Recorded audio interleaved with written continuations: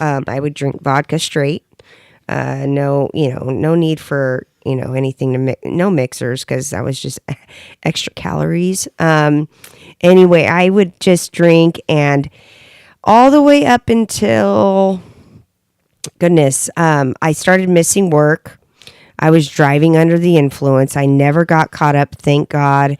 However, I probably should have, but luckily there never was a wake up call. I was a little bit pressed and how do you say, like, not forced, but my best friend and my sister they just showed up at my house one morning. It was like 9 a.m. on a Tuesday, September 11th, 2018.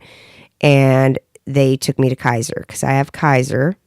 And I had been drinking for about 5 days, and I'd missed work. My boss knew what was up. He's not stupid. And I went to Kaiser with no appointment. And I mean, if you can't tell me this isn't a godsend, I mean, I basically had no appointment, right? We show up there around 10:30 a.m. and the woman or the doctor who was the one taking non-appointments, I think it's called crisis line or something like that. She comes out, ends up being the person who is the main decision maker with residential. So she asked me, do you think, and I blew a point, whatever. I don't even know what it was because I was always drunk. I mean, I could basically go to bed, wake up, go to Kaiser for CDRP, which I tried before that. I tried outpatient 3 times. My boss put me through it. I wouldn't go to meetings. It never worked for me. I'd be drunk there, or I'd just get drunk after. And basically, I'd test dirty there. They were pressing for residential. I'm like, hell no, I can't. No, I can't do that.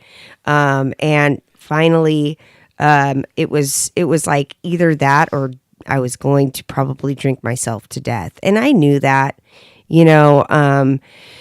so, like I said, the doctor that ended up being, taking those without appointments that morning, was the decision maker for residential. So I didn't even have to go through the approval process. It basically was just like, hey, I'll call the camp and I'll call, what was it, like MPI in Oakland? I can't remember. And I remember her saying, one's like a hospital setting and one's outdoors. And I was like, I don't give a fuck what they are. I'm hoping that they don't have a bed available for weeks because I knew it was the inevitable, but I was not ready. I wanted to go home and drink. Mind you, that morning I'd run out of alcohol. So I did